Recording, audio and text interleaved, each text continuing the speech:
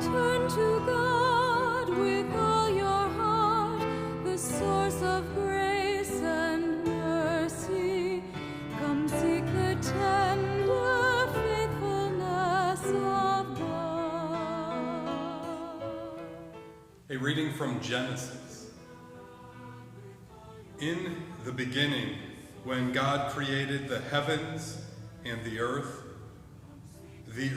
was a formless void, and darkness covered the face of the deep, while a wind from God swept over the face of the waters. Then God said, "Let there be light," and there was light. And God saw that the light was good, and God separated the light from the darkness. God called the light day, and the darkness he called night. And there was evening, and there was morning, the first day. And God said, "Let there be a dome in the midst of the waters, and let it separate the waters from the waters." So God made the dome and separated the waters that were under the dome from the waters that were above the dome, and it was so. God called the dome sky. And there was evening and there was morning, the second day. And God said, "Let the waters under the sky be gathered together into one place, and let the dry land appear." And it was so. God called the dry land earth, and the waters that were gathered together he called seas. And God saw that it was good.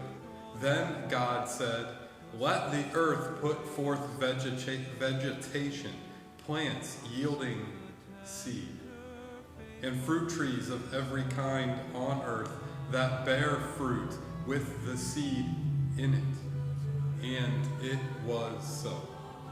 The earth brought forth vegetation, plants yielding seed of every kind, and trees of every kind bearing fruit with the seed in it. And God saw that it was good, and there was evening and there was morning, the third day. And God said, "Let there be lights in the dome of the sky to separate the day from the night, and let them be for signs and for seasons and for days and years, and let them be lights in the dome of the sky to give light upon the earth." And it was so. God made the two great lights, the greater light to rule the day, and the lesser light to rule the night, and the stars. God set them in the dome of the sky to give light upon the earth, to rule over the day and over the night, and to separate the light from the darkness. And God saw that it was good. And there was evening and there was morning, the fourth day. And God said, "Let the waters bring forth swarms of living creatures, and let birds fly above the earth across the dome of the sky." So God created the great sea monsters, and every living creature that moves of every kind, with which the waters swarm, and every winged bird of every kind. And God saw that it was good.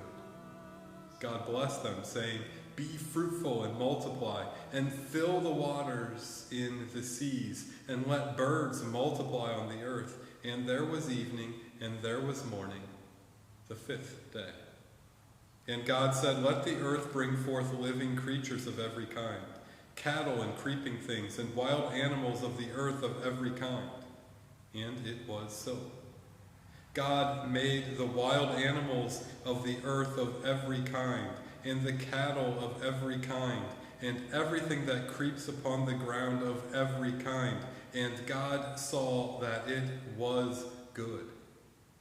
Then God said, "Let us make humankind in our image, according to our likeness, and let them have dominion over the fish of the sea, and over the birds of the air, and over the cattle, and over all the wild animals of the earth, and over every creeping thing that creeps upon the earth."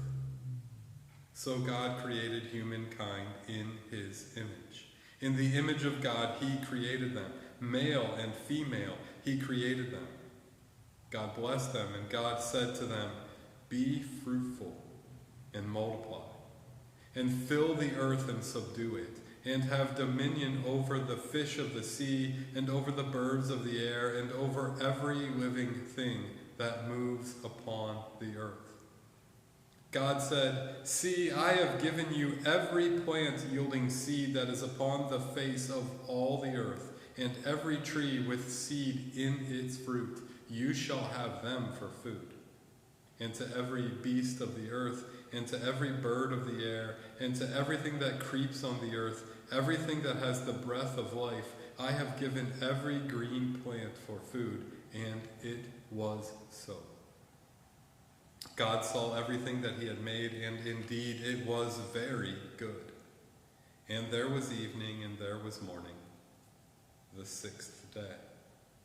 Thus the heavens and the earth were finished, and all their multitude. And on the seventh day God finished the work that he had done, and he rested on the seventh day from all the work he had done.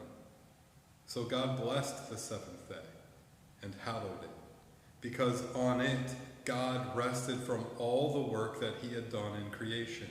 These are the generations of the heavens and the earth when they were created.